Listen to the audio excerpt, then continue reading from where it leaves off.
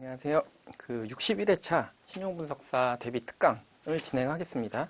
60회차 때도 진행을 했는데요.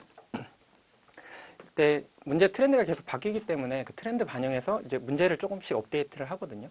근데 이 특강 문제 보시면 아시겠지만 중요한 거는 그냥 뒀어요. 그러니까 나왔거나 실제로 나왔거나 아니면은 나올 걸로 예상되는 문제는 좀 그냥 59회차랑 크게 변동은 없고요.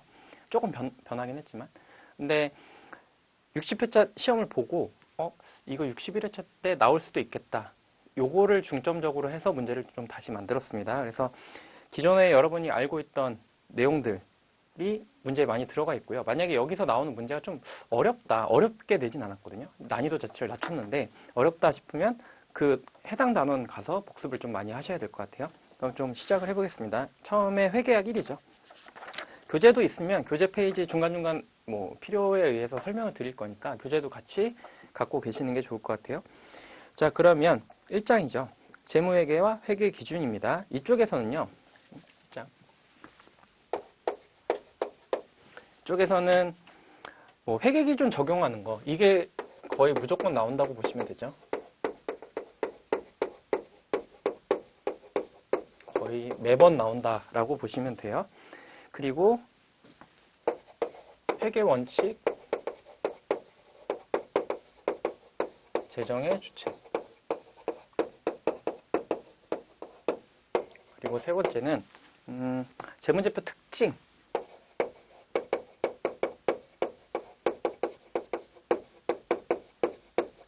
제가 이 장에서 각 장별로요. 중요하다고 생각하는 순서대로 적어드릴 거예요. 그러니까 회계기준 적용하는 거 이게 제일 중요합니다. 거의 매번 나오고요. 얘가 한 3번 나오면 얘가 한 2번 정도 나온다 정도 생각하시면 될 것 같아요. 그래서 이 내용을 알고 계셔야 되고 그리고 60회차 때 좀 특징이 있는데 중소기업 특례가 나와요.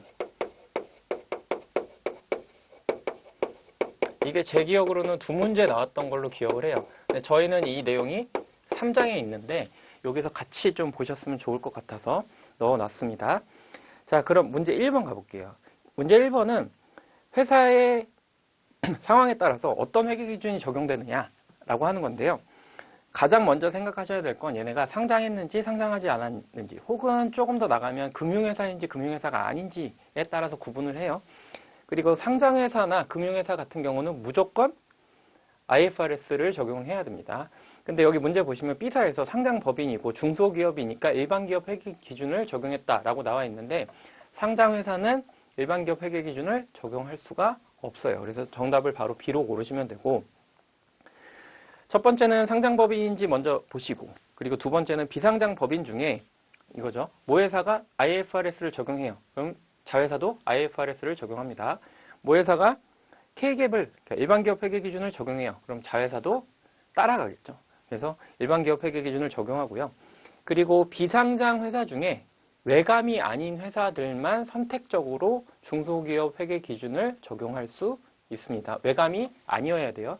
그러니까 비상장 중에 외감이다 라고 하면은 IFRS를 선택하든 일반기업 회계 기준을 선택하든 둘 중에 하나를 선택할 수 있지만 중소기업은 적용할 수 없다라는 얘기예요. 자, 그리고 2번 가시면 이제 2번, 3번은 60회차 강의를 보고 넣어놓은 문제인데 근데 중소기업 특례에 대해서 내용을 물어보는 문제 그리고 어떤 상황에서 적용될 수 있는지를 묻는 문제를 각각 넣어놨습니다. 자, 2번 보시면 그러니까 이렇게 생각하시면 돼요. 중소기업 특례라고 하는 거는 기본적으로 니네가 회계 처리 어려운 거는 좀 빼줄게 라고 하는 거거든요. 그래서 보시면 파생상품에 대해서 중소기업이 파생상품 갖고 있는 경우가 꽤 있으세요. 계약 시점 이후에 평가에 관한 회계 처리를 수행하지 않을 수 있어요. 파생상품 많이 못 보셨죠? 저희도 많이 보는 경우는 없습니다. 많이 못 봐요. 근데 제가 1년에 10개 회사 정도 나가면 1개, 2개 회사. 오히려 대기업 같은 경우는 파생상품 잘 안 건드리거든요. 근데 중소기업에서 많이 건드리는 경우가 있어요. 손해도 많이 보시고 이익도 많이 보시기는 하는데 사실 업종 특성상 조금씩 달라지긴 하지만요. 그래서 파생상품 관련 회계 처리 여러분 잘 아시나요? 잘 모르시죠? 그러면 어렵겠구나라고 생각을 하고 평가 관련된 내용은 중소기업 특례에서 좀 빼줬구나라고 생각하시면 돼요. 거래가 실질적으로 파생상품 거래가 발생을 했어요. 거래가 발생한 거를 뺄 수는 없습니다. 근데 기말 시점에 평가하는 거를 안 할 수는 있죠. 그 차이가 있습니다. 자, 그리고 시장성 없는 지분증권은 취득원가로 평가할 수 있다. 일반적으로 지분 상품이 들어오면요, 무조건 공정가치평가를 해줘야 됩니다. 근데 중소기업이고요, 시장성이 없어요. 그러면 우리가 시장성이 없다는 뜻은 시장에서 거래되고 있지 않다라는 뜻이니까 취득원가로 평가할 수 있게 해줬습니다. 자, 그리고 장기 연불 조건의 매매 거래에서 발생하는 채권 채무는요, 현재 가치 평가를 하지 않을 수 있습니다. 이게 굉장히 많이 나오죠. 자, 그리고 네 번째, 1년 내에 건설형 공사 계약이 완성돼요. 그럼 완성 기준으로 적용이 가능합니다. 여러분 진행 기준 좀 어려워하시죠? 근데 1년이 넘어가면 이거는 어쩔 수 없어요. 왜냐하면 수익 인식 시점 자체가 달라지기 때문에 어쩔 수 없는데 1년 내에 끝났다. 근데 일반 회사들은 어떻게 돼요? 1년 내에 끝나더라도 분반기 보고가 있기 때문에 진행 기준을 적용해야 되지만 중소기업 같은 경우는 1년 이내에 진행 기준이 완료되는 경우라고 하면은 완성 기준을 적용할 수 있다라고 되어 있죠. 이연법인세 자산과 이연법인세 부채를 서로 상기할 수 있다. 이거는요, 중소기업 이외에도 모든 회사가 과세 관점만 동일하면 할 수 있습니다. 그래서 이게 특례라고 보긴 어려우니까 정답을 5번으로 고르시면 될 것 같고요. 자, 그리고 다음 중 중소기업 특례 적용이 가능한 회사는 무엇인가? 그러니까 문제 자체가 어렵진 않아요. 딱 보면 그냥 거기 중소기업법에 의한 중소기업은 중소기업 특례가 적용 가능하죠. 나머지를 보여드리려고 적어놨습니다. 상장법인, 중소기업 특례 적용 안 된다라고 말씀드렸죠.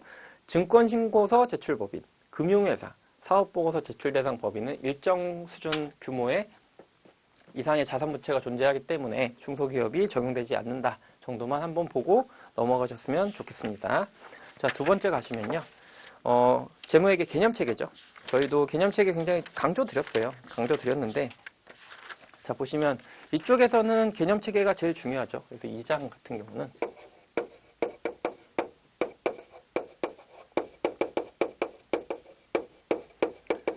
뭐 어떻게 나와도 이상하지 않습니다. 문제가 어렵게 나와도 사실 할 말은 없어요. 그래서 재무회계 개념체계가 있는데 두 가지 뭐 있죠? 1차 개념체계가 목적 적합성과 신뢰성이잖아요. 그래서 두 가지로 구분을 하면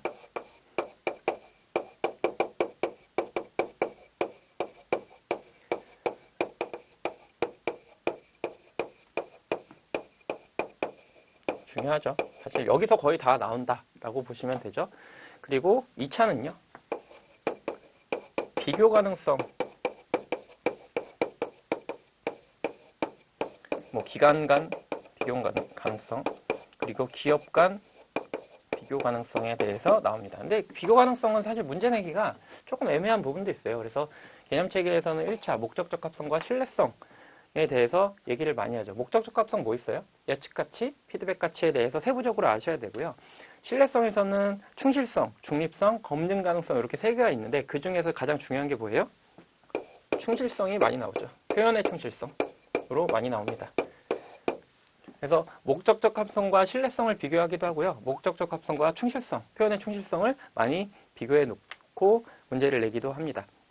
그리고 이쪽에서 좀 나왔던 게 추가적으로 계속기업 과정에 대해서 60회차에 나왔어요. 근데 뭐 어렵게 나온 건 아니고요. 그래서 내용을 한번 보고 들어가시면 29페이지예요. 저희 교재.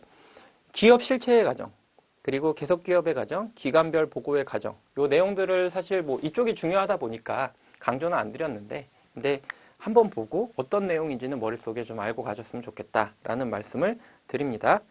자, 문제로 가보면요.